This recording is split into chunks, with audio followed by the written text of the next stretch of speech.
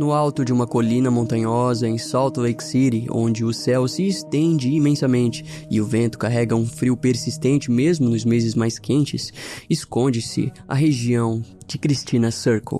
Um beco sem saída, cercado por casas majestosas, ocupadas por uma elite que construiu fortuna na região. Médicos renomados, cirurgiões aclamados, aposentados abastados, um grupo que, mesmo afastado de suas antigas ocupações, ainda carrega o peso do prestígio.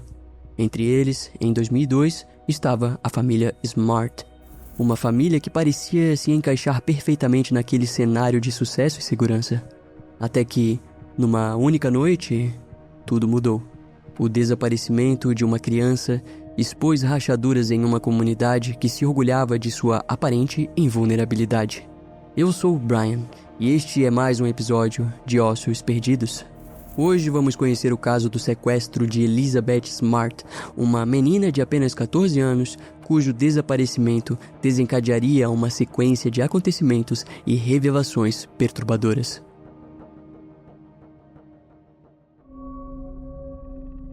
A história desse caso começa diretamente com Edward Smart, o patriarca da família Smart.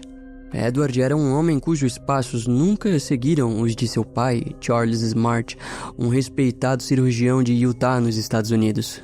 Enquanto a maioria de seus irmãos se envolveu com a medicina e seguiu a carreira do pai, Edward, em contrapartida, trilhou um caminho diferente. Seu nome estava ligado à construção civil. E em 2002, já havia 6 anos que liderava um grande projeto imobiliário ali mesmo, em Christina Circle. Mais de 60 trabalhadores se movimentaram sob sua supervisão, erguendo estruturas que refletiam o padrão elevado do bairro. Com isso em mente, podia-se dizer que Edward Smart era um homem realizado, rico e com luxos que muitas pessoas almejavam. Afinal, além de sua empresa, ele tinha uma bela esposa, Louise Smart, com quem tinha 6 filhos. Edward carregava um profundo sentimento de segurança e satisfação com a vida. No entanto, a verdade é que nada disso pôde protegê-lo do dia 5 de junho de 2002. Nas primeiras horas da manhã daquele dia, Edward e Louise foram despertados por sua filha, Mary Catherine, de 9 anos. Com a voz trêmula, a menina contou que alguém havia invadido o quarto dela e o de sua irmã Elizabeth, de 14 anos. E de acordo com Mary, Elizabeth havia sido sequestrada. Inicialmente, Edward e Louise não acreditaram na história e decidiram ir até o quarto, onde encontraram a tela da janela cortada, possivelmente com uma faca. E o que aconteceu nos momentos seguintes, ainda hoje é envolto em confusão e versões conflitantes. Segundo o Departamento de Polícia de Salt Lake City, os primeiros telefonemas de Edward Smart não foram para o 911, mas para familiares e membros de sua consagração na Igreja de Jesus Cristo dos Santos dos Últimos Dias. Edward mais tarde negaria essa versão e afirmaria que sua prioridade inicial foi chamar as autoridades. Contudo, quando os primeiros policiais finalmente chegaram, encontraram um cenário peculiar. A residência da família deveria estar vazia, mas ao contrário disso, estava repleta de familiares, vizinhos e irmãos da igreja. E enquanto os policiais colhiam informações sobre o desaparecimento, perceberam que muitas pessoas agiam como se estivessem em um evento social e não diante de uma tragédia. Alguns carregavam pratos de comida, reflexo das tradições típicas das reuniões mormons. Quando o possível sequestro foi registrado, os investigadores da unidade de homicídios de Salt Lake City foram chamados. Um dos primeiros a chegar foi Gordon Parks, que, junto dos colegas, ficou perplexo com a desordem do local. Uma cena, em particular, deixou ele atônito. Viu uma mulher desconhecida passar por ele, entrar na casa, ir até a cozinha, colocar um prato de gelatina no balcão e ir embora. Naquele momento, a residência da família Smart já deveria estar isolada, mas evidências importantes continuavam sendo comprometidas. Assim, o local foi rapidamente esvaziado e fechado para a chegada da equipe forense. E enquanto isso, Mary Catherine era intensamente entrevistada pelos investigadores. Ela era a testemunha mais importante. Em seu depoimento, Mary relatou que acordou e viu um homem branco vestindo roupas claras e um boné de golfe próximo à cama de sua irmã Elizabeth. O sujeito ameaçou Elizabeth, dizendo que ela deveria ir com ele, caso contrário, mataria toda a família. Mary afirmou ter fingido estar dormindo e, quando ambos saíram do quarto, se levantou para ir até o quarto dos pais, mas quase se deparou com o sequestrador, que ainda estava dentro da casa. Assustada, voltou para a cama, onde, de acordo com os relatórios da polícia, deve ter permanecido por quase 2 horas. Segundo Mary, o sequestrador era um homem de quase 40 anos, com cabelos e pelos escuros. Ela acreditava que ele carregava uma arma no momento do sequestro. Embora tenha anotado várias características de sua aparência, Mary não conseguiu ver com clareza o rosto do homem, descrevendo ele como alguém de fala calma e educada. Em seu depoimento, disse ainda ter ouvido Elizabeth bater a ponta do dedo em uma cadeira, produzindo um som. O sequestrador reagiu dizendo que ela deveria ficar quieta e que, caso contrário, seria machucada. Quando Elizabeth perguntou por que ele estava fazendo aquilo, o homem respondeu algo que Mary não conseguiu ouvir bem, mas que poderia ter sido sobre um resgate. Os investigadores então passaram a acreditar que, em algum momento, o sequestrador ligaria para pedir dinheiro à família Smart. No entanto, as investigações logo se mostrariam muito mais complexas do que isso. Nos primeiros dias de buscas, o Departamento de Polícia de Salt Lake City contou com a ajuda massiva da comunidade. Grande parte desse apoio ocorreu graças à presença da ONG Laura Recovery Center, cujas ações são voltadas para a prevenção de sequestros e a recuperação de vítimas. A organização conseguiu mobilizar cerca de 2.000 voluntários por dia, além de contar com cães farejadores e aviões. A internet também foi muito usada para compartilhar folhetos digitais com as informações de Elizabeth Smart. Os investigadores se concentraram inicialmente nos detalhes fornecidos por Mary Catherine, mas infelizmente não conseguiram avançar. Um suspeito chegou a surgir, um jovem de 26 anos que estava desaparecido, mas que acabou sendo inocentado após ser localizado em um hospital na Virgínia Ocidental. A equipe forense e científica também não obteve sucesso em buscas minuciosas na residência. Algumas amostras de impressões digitais e DNA foram coletadas, mas nada que representasse progresso significativo. Os cães farejadores da polícia chegaram a identificar o cheiro de Elizabeth a alguns metros da casa, mas o rastro desapareceu repentinamente. Nos dias seguintes, os esforços de voluntários e da comunidade se mostraram infrutíferos, levando ao encerramento das buscas. A ONG, Laura Recovery Center, passou então a buscar outras formas de ajudar, deixando as investigações a cargo das autoridades. Em determinado momento, Edward e Louise Smart apareceram na televisão, implorando para que o sequestrador devolvesse Elizabeth, mas o apelo não gerou qualquer ligação ou tentativa de contato. Ao analisarem a família Smart, os investigadores logo perceberam que a residência de Edward era um local bastante movimentado. Isso porque frequentemente recebia trabalhadores contratados por ele através de um programa de sua igreja. Com isso, ao longo dos dias, centenas de homens envolvidos nessas atividades foram entrevistados, mas nenhum se mostrou um suspeito em potencial. Os investigadores, então, passaram a focar na lista de criminosos foragidos ou com um histórico suspeito na região, mas não encontraram nada relevante. A comunidade colaborou bastante, enviando diferentes tipos de informações para as linhas diretas da polícia. Uma das ligações vinha de alguém que suspeitava de um vizinho, descrito como um homem viciado em pornografia e frequentador de bares de striptease. Os investigadores seguiram a pista e revistaram a residência, mas nada encontraram. Um bispo da igreja de Edward Smart também foi entrevistado e orientado a relatar qualquer comportamento suspeito entre os membros. Ele mencionou que um dos frequentadores era divorciado e tinha vício em pornografia. Mais uma vez, os investigadores seguiram a pista e revistaram a casa do homem, mas não encontraram nada também. Mesmo assim, ele foi submetido a um teste no detector de mentiras, do qual saiu aprovado. Mais tarde, uma oficina mecânica denunciou um cliente após encontrar material pornográfico no veículo que havia deixado para conserto. O homem foi entrevistado pelos investigadores e liberado, ainda sob suspeita. Ao todo, o investigador Cordon Parks registrou pelo menos 10.000 dicas vindas da comunidade, sendo que cerca de 1.000 vieram de pessoas que se diziam médiums. Também houve pessoas que apareceram alegando ser profetas de Deus e compartilharam informações com os investigadores. Nenhuma dessas informações foi útil e muitas se mostraram absurdas. No dia 6 de junho, as autoridades encontraram alguns fios de tecido marrom pendurados em um galho, na região vizinha ao Jardim Red Butte. As amostras foram coletadas e enviadas ao laboratório forense criminal. Porém, havia poucas esperanças. pois no momento do desaparecimento, Elizabeth vestia um pijama de seda vermelha. Uma nova pista surgiu apenas em junho, quando uma garota que distribuía panfletos sobre o desaparecimento de Elizabeth Smart em Caseville notou um moletom vermelho preso entre pedras em uma vala de irrigação. O item foi recolhido e considerado como possível evidência. Alguns meses depois, uma nova descoberta ocorreu, dessa vez em uma região mais distante, no Diamond Fork Canyon. Lá foi encontrado um par de pijamas vermelhos. Nesse mesmo período, uma moradora da região chamou as autoridades após localizar uma grande mecha de cabelo em seu jardim. Na época, seguir todas essas pistas e achados exigiu alto gasto de recursos das investigações, que contavam com 60 investigadores e mais 20 pessoas na administração de dados. Porém, houve muita frustração nas buscas.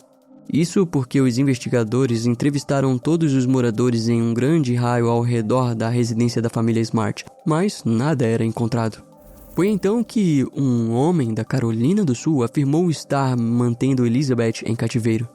Ele exigia dinheiro para libertá-la. Obviamente, o homem foi preso e interrogado intensamente até não suportar a pressão e confessar que havia mentido. Ele foi acusado e condenado a 18 meses de prisão. O investigador Cordon Parks foi bastante ativo nas buscas. No entanto, ele sempre considerou a atenção da mídia e o fervor da comunidade como uma faca de dois gumes, podendo ser positivo, mas também perigoso. Houve um momento em que os investigadores começaram a procurar um homem visto dormindo dentro de um carro em uma rua próxima à residência da família Smart.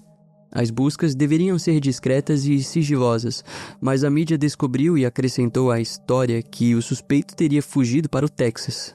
Como resultado, os investigadores perderam o controle da situação, e em pouco tempo, as autoridades texanas bloquearam as principais estradas do estado na grande busca pelo sequestrador de Elizabeth.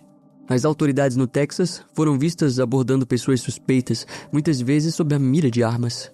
De acordo com Cordon Parks, aquilo representou um risco à segurança pública e foi uma completa loucura. Mas foi no meio dessa confusão que surgiu o primeiro grande nome de interesse no caso. Durante todo o processo das investigações, sempre houve um nome que chamou a atenção dos investigadores: o faz-tudo Richard Hitch, de quase 40 anos. Ele havia trabalhado para a família Smart e conhecia a rotina da casa. Além disso, foi descoberto que Richard possuía um longo histórico de abuso de drogas e que já havia sido preso no passado por violar a liberdade condicional. Quando questionado, Edward Smart contou aos investigadores que conheceu Richard por indicação de um amigo do ramo da construção, que afirmou que ele era um homem capaz de realizar diversos tipos de serviço. De fato, Edward gostou muito do trabalho de Richard, a ponto de os dois se tornarem quase bons amigos. Como forma de pagamento por seus serviços, Edward chegou a negociar de bom grado a venda de seu Jeep Cherokee Pioneer para o funcionário. No total, Richard trabalhou por cerca de 8 meses para a família Smart e era bastante gentil com as crianças. Porém, essa imagem mudou um ano antes do desaparecimento de Elizabeth, quando uma das pulseiras de Louis Smart, avaliada em quase $2.000, desapareceu. Na época, Edward chamou a polícia, que investigou seus funcionários. Embora relutasse, acabou suspeitando de Richard. Todos os funcionários foram entrevistados e interrogados, mas nenhum deles foi preso ou acusado. Ainda assim, Richard e Edward cortaram relações. Curiosamente, o nome de Richard apareceu em outro caso semelhante algum tempo antes, em abril de 2001, quando um roubo foi registrado em uma casa próxima à residência da família Smart. A casa ficava na região de Federal Heights Circle, onde o proprietário relatou à polícia ter sido acordado à noite por um barulho. Ele então se deparou com um intruso, que chegou a conversar com ele antes de fugir, levando cerca de $2.000 em joias e $300 em dinheiro. Richard também havia trabalhado para o dono dessa casa e conhecia seu interior. Ele chegou a ser interrogado, mas novamente nenhuma acusação foi feita. Diante do passado problemático do suspeito e de suas possíveis conexões com roubos no bairro, os investigadores passaram a considerá-lo um suspeito em potencial. No dia 14 de junho de 2001, às 2h45 da tarde, logo após o almoço, Richard foi preso e levado para ser interrogado sobre suas relações com a família Smart e sobre os roubos. Ele negou as acusações de roubo, mas o interrogatório foi intenso. Para os investigadores, Richard tinha a clara habilidade de mentir e sustentar a versão a qualquer custo, tudo para evitar a prisão. As autoridades de Salt Lake City passaram a pressioná-lo cada vez mais. Como resultado, Richard acabou confessando o roubo contra a família Smart, mas não negou nem confirmou o roubo da outra casa. Animados com a confissão, os investigadores passaram a questioná-lo sobre o sequestro de Elizabeth Smart. Em seu depoimento, ele disse ser inocente e afirmou que, na noite do sequestro, estava em casa assistindo a série Friends. Segundo Richard, por volta das 11h30 da noite, já estava dormindo e, na manhã seguinte, acordou ao lado da esposa, Angela. Os investigadores, no entanto, não estavam convencidos de sua versão. Quando Angela foi entrevistada, confirmou a história, criando assim um álibi para o marido. Mesmo assim, os investigadores não desistiram de Richard, principalmente depois que um trailer pertencente a ele foi revistado e nele foram encontradas as supostas pérolas de uma pulseira de Louis Smart. Richard havia se tornado um ladrão confesso e um possível suspeito no sequestro. Ele foi então detido para mais um interrogatório. Contudo, o álibi de Angela representava um grande obstáculo para as autoridades. Em seu depoimento, ela descreveu em detalhes como foi dormir na noite anterior ao sequestro, enquanto o marido assistia Friends. No dia seguinte, Angela disse ter acordado ao lado de Richard.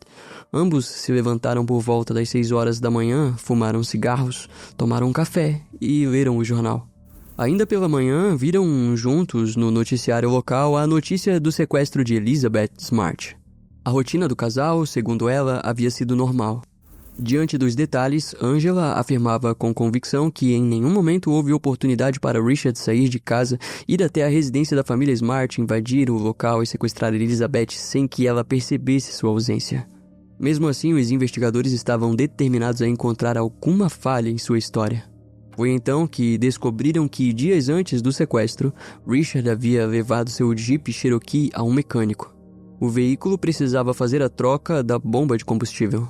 Quando o mecânico realizou o serviço, anotou a quilometragem como 134.321 quilômetros. Além da bomba, restaram ainda alguns reparos a serem feitos. 2 dias depois, Richard solicitou o veículo de volta para realizar alguns trabalhos, prometendo devolvê-lo. O mecânico liberou o Cherokee.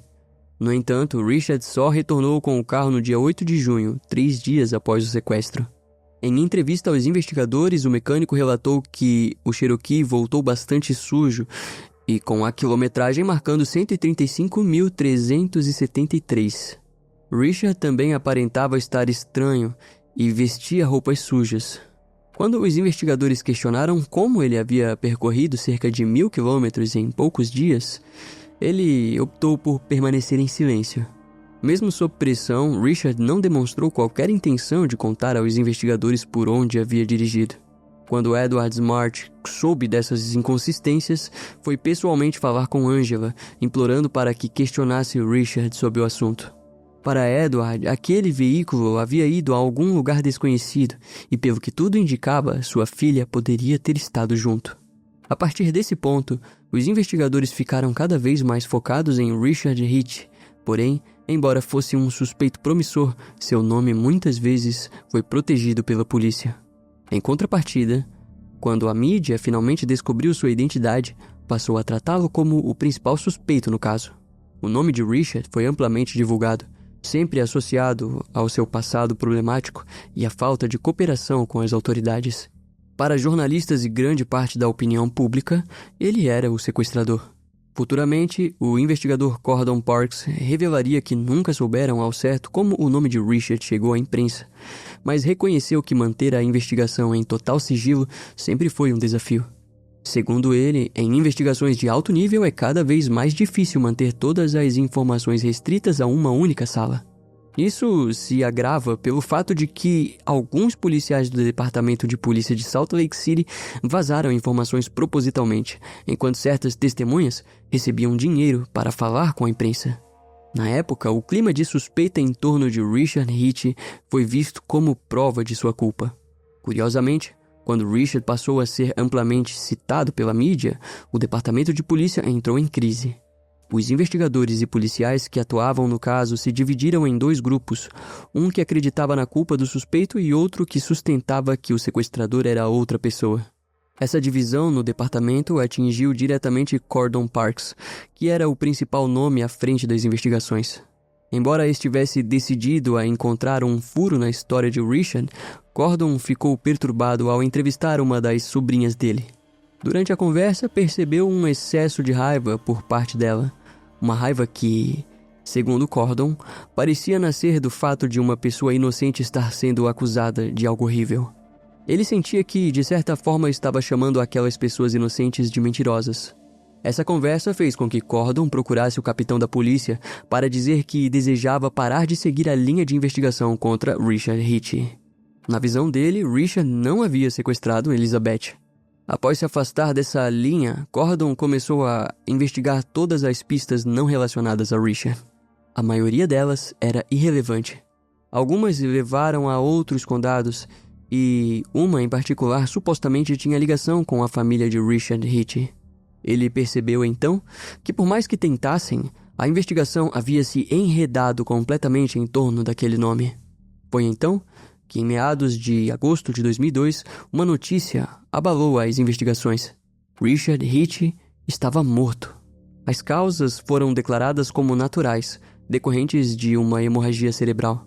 Aparentemente, ele sofreu a hemorragia, entrou em coma e morreu alguns dias depois no Hospital Universitário de Salt Lake City. Sua esposa culpou o clamor público como gatilho para a doença. Por outro lado, embora a morte fosse trágica, Cordon sentia que, a partir dali, a investigação poderia finalmente avançar. E de fato avançou. Mas, para sua surpresa, a situação estava pior do que imaginava. Após a morte de Richard e o abandono dessa linha investigativa, Cordon percebeu que o trabalho de seus colegas estava em completa desordem. Nos registros policiais, notou que a investigação nos bairros ao redor da residência da família Smart havia sido mal conduzida. Havia muitas lacunas, o que o levou a entrevistar pessoalmente mais pessoas. Embora tenha encontrado várias pistas que já deveriam ter sido descobertas no início, nenhuma delas ajudava no avanço do caso. Cordon sentia que andava em círculos. No final de 2002, o Departamento de Polícia de Salt Lake City já não estava operando a todo vapor no caso. Os únicos investigadores atuando em tempo integral eram o próprio Cordon Parks e seu colega, o investigador Bill Silver.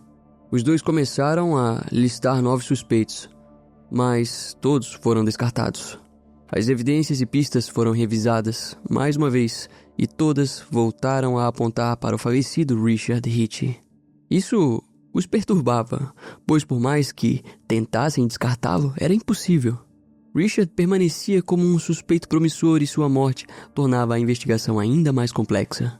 Diante disso, ambos estavam completamente frustrados. Foi então que, para surpresa deles, 4 meses após o desaparecimento, Mary Catherine teve uma epifania. Ela afirmou acreditar saber quem havia sequestrado sua irmã, mudando completamente o rumo das investigações.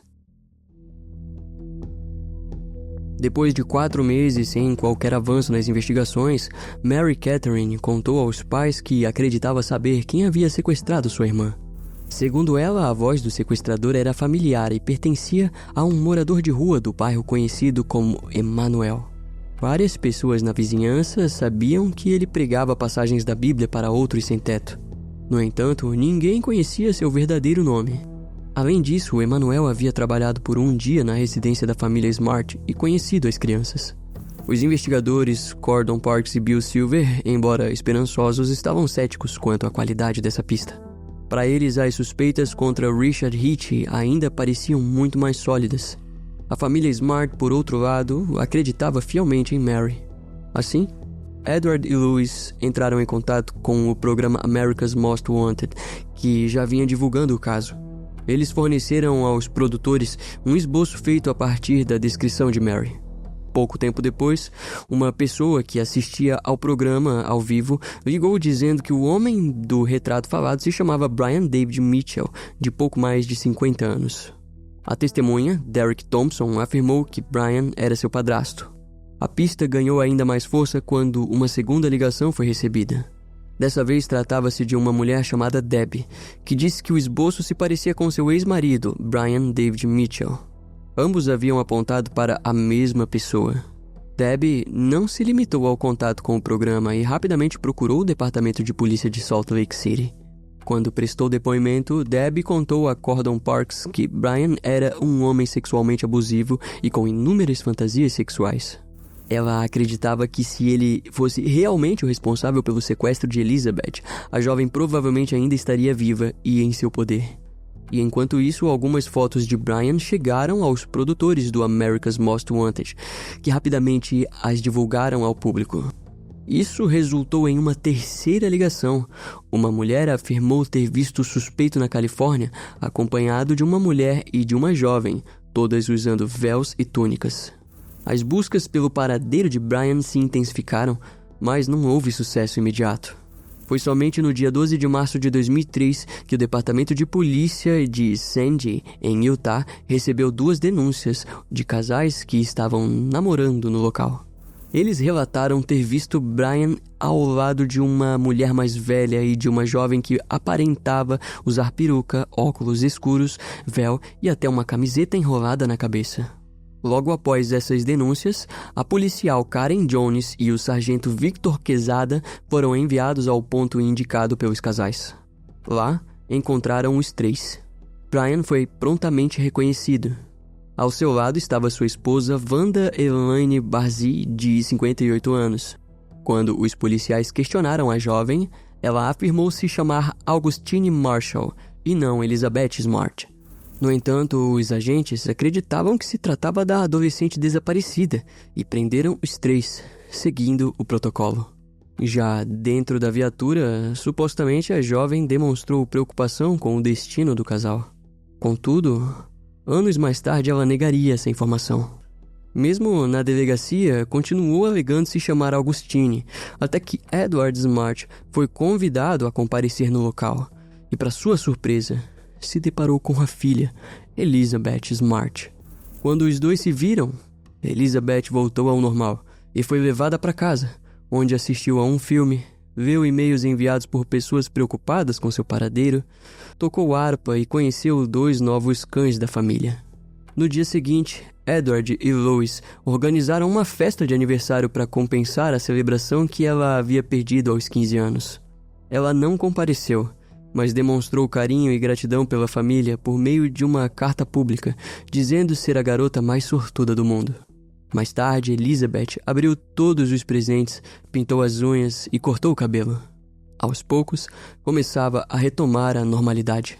Contudo, ainda havia muito a ser feito, e Elizabeth compartilharia com os investigadores cada detalhe do sequestro e do cativeiro, fornecendo informações valiosas para o julgamento do casal. Segundo Elizabeth, após ser retirada de casa, foi obrigada a caminhar ao lado do sequestrador por vários quilômetros, até chegarem a uma área de acampamento nos arredores de Salt Lake City. Durante a longa caminhada, Brian repetiu diversas vezes o quanto ela era abençoada por aquilo estar acontecendo com ela. Ao chegarem no local, encontraram Wanda Barzee em uma tenda. Wanda lavou o corpo da jovem e a obrigou a trocar o pijama por um hobby ritualístico. Em seguida, Brian deu início a uma cerimônia de casamento. Após o ritual, levou ela para um local isolado, onde foi violentada sexualmente. Desde o início, Brian dizia a Elizabeth que era um anjo, um profeta divino e um rei, que seria morto apedrejado após 7 anos, ficaria morto nas ruas por 3 dias e depois ressuscitaria para matar o anticristo. Afirmou ainda que Elizabeth seria apenas a primeira virgem a ser sequestrada e que faria o mesmo novamente. Ela foi então acorrentada a uma árvore, com um cabo de metal preso às pernas. Brian lhe deu um novo nome, Esther, em referência à personagem bíblica do Antigo Testamento. Nos dias seguintes, Elizabeth foi violentada repetidamente, muitas vezes mais de 2 vezes por dia. Ela contou também que foi forçada a beber álcool, usar drogas e ver revistas pornográficas. Sempre que resistia, Brian a ameaçava de morte. Em nenhum momento foi bem alimentada, passando fome com frequência e, por vezes, recebendo comida retirada do lixo. O horror só teve fim 2 meses após o sequestro, quando Brian elaborou um plano audacioso: deixar Salt Lake City e seguir para Boston ou Nova York, em busca de um novo refúgio para ele, sua cúmplice Wanda e sua prisioneira. Para isso, ele vestiu as duas com mantos e véus, que obviamente chamaram a atenção e resultaram nas primeiras denúncias de avistamentos. De acordo com Elizabeth, em uma dessas ocasiões, um desconhecido acionou as autoridades. Quando um policial chegou ao local, se aproximou do trio e questionou Brian, que sem hesitar apresentou uma história convincente. A garota era sua filha Augustine Marshall e as vestimentas faziam parte de suas crenças religiosas. Nem Wanda nem Elizabeth disseram uma única palavra para contradizê-lo. Quando o policial perguntou o motivo do silêncio, Brian, de maneira fria, respondeu que sua religião proibia as mulheres de falarem em público. O policial ficou hesitante, avaliou a situação por alguns instantes e então foi embora. Anos depois, Elizabeth relembraria aquele momento com uma mistura de frustração e desespero. Em suas palavras, sentiu como se a esperança tivesse saído pela porta. Ela contou ter ficado brava consigo mesma por não ter dito nada, por não ter arriscado. Ao longo dos meses seguintes, ela foi levada a diversos locais públicos, supermercados, restaurantes e até mesmo uma festa, sempre oculta sob mantos e véus. Em um evento social, o casal levou Elizabeth e ela chegou a ser fotografada, mas ninguém sabia sua verdadeira identidade. Em setembro de 2002, o trio passou a ser muito mais itinerante, se mudando constantemente de cidade em cidade. No entanto, no dia 12 de fevereiro de 2003, Brian se envolveu em uma invasão a uma igreja em Al Cajon, o que resultou em sua detenção. Ele passou alguns dias preso, mas inacreditavelmente foi solto. Um mês depois, o trio chegou à região de Sandy, onde foi avistado. A cena despertou suspeitas que levariam à descoberta. Antes do julgamento, o Tribunal de Justiça determinou que Brian Mitchell passasse por uma avaliação psicológica, já que ele alegava ser um profeta. Ele foi enviado ao Hospital Estadual de Utah, onde o psicólogo Stephen Golden, contratado pela defesa, fez uma entrevista. Stephen descreveu que as crenças de Brian eram delirantes, considerando-o não apto a ser julgado por seus atos. No entanto, o tribunal acabaria decidindo que o criminoso era, sim, capaz de responder judicialmente. Durante a preparação para o julgamento, a promotoria e a defesa passaram a conhecer melhor o réu. Brian David Mitchell cresceu em Salt Lake City com os pais e 5 irmãos. A mãe era professora e o pai assistente social. Ambos eram ativos na Igreja de Jesus Cristo dos Santos dos Últimos Dias. Segundo Brian, o pai lhe mostrava desde cedo imagens de revistas médicas com anatomia feminina e, para ensinar independência, costumava deixá-lo em locais distantes e desconhecidos, obrigando ele a encontrar sozinho o caminho de volta. Aos 16 anos, teve o primeiro problema com a lei, acusado de comportamento impróprio diante de uma criança, sendo encaminhado ao centro juvenil de Salt Lake City. Aos 19 anos, se casou com Karen Miner, de 16 anos, com quem teve 2 filhos. O casamento acabou e Brian levou as crianças sem autorização para viver em uma comunidade Hare Krishna, em New Hampshire, por 2 anos, até serem localizados. A mãe, Karen, obteve a custódia. Nos anos seguintes, ele se envolveu com abuso de álcool e drogas, enquanto a família permanecia ativa na vida religiosa, com um dos irmãos realizando missões pela igreja. A família tentou incentivá-lo a seguir o exemplo do irmão missionário, mas Brian ignorou e conheceu Debbie, mãe de 3 filhos.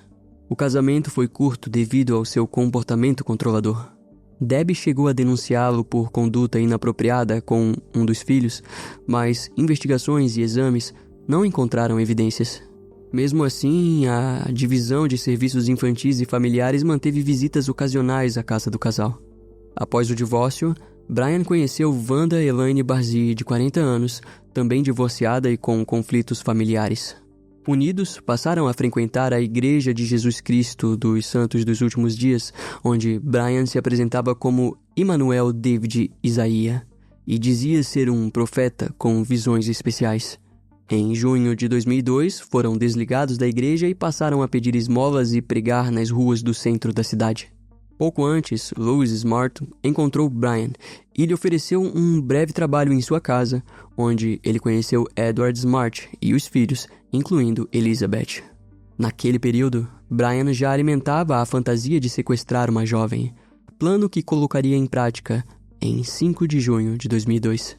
E voltando para o julgamento, as negociações para um acordo de culpa começaram de forma cautelosa, como um jogo de xadrez entre defesa e acusação. Brian demonstrou disposição em admitir sequestro e roubo em troca de uma pena reduzida de 10 a 15 anos, desde que Elizabeth Smart não depusesse e as acusações de violência sexual fossem retiradas. A acusação recusou, mantendo inegociáveis as imputações por agressão sexual. Meses se passaram sem acordo, até que no dia 15 de outubro de 2004, o impasse continuava.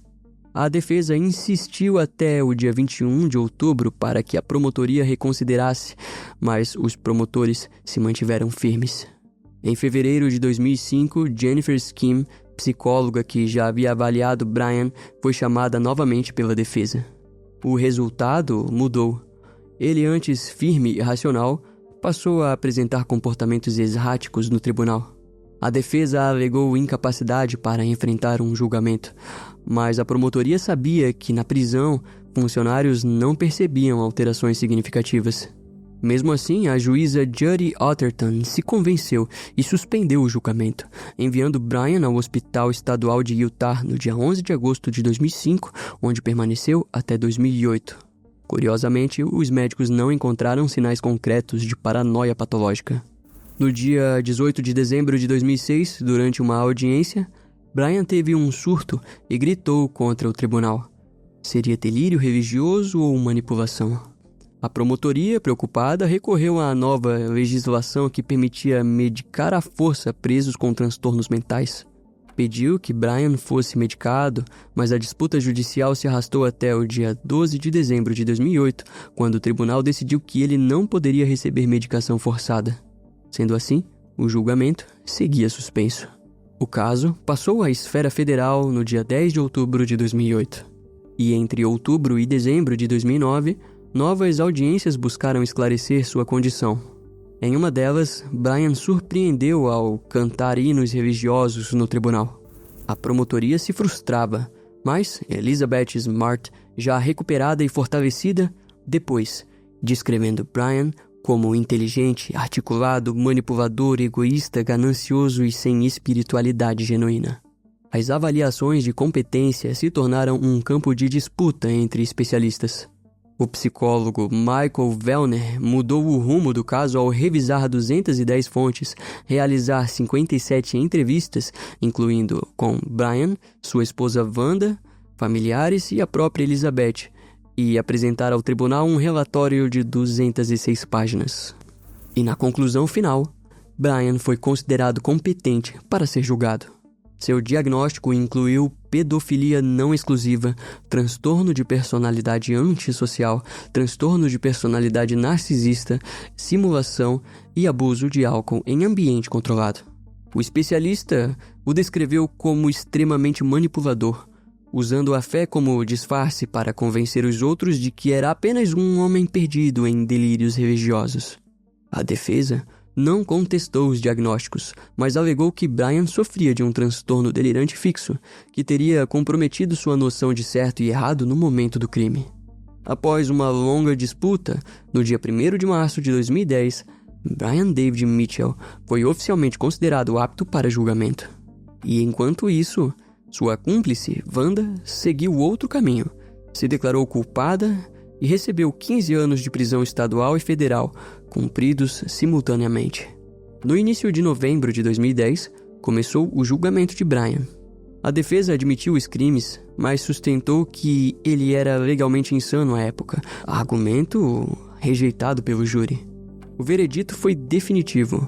Brian foi considerado culpado por sequestrar e transportar um menor através de fronteiras estaduais com intenção de explorá-lo sexualmente. A sentença foi a prisão perpétua, sem possibilidade de liberdade condicional. Atualmente, ele cumpre pena na penitenciária de Terre Haute, em Indiana. Wanda foi liberada em setembro de 2018, apesar das tentativas da família Smart de impedir. O caso também impactou a família Hitch. Após a prisão e morte de Richard Hitch, sua esposa, Angela, nunca superou a perda.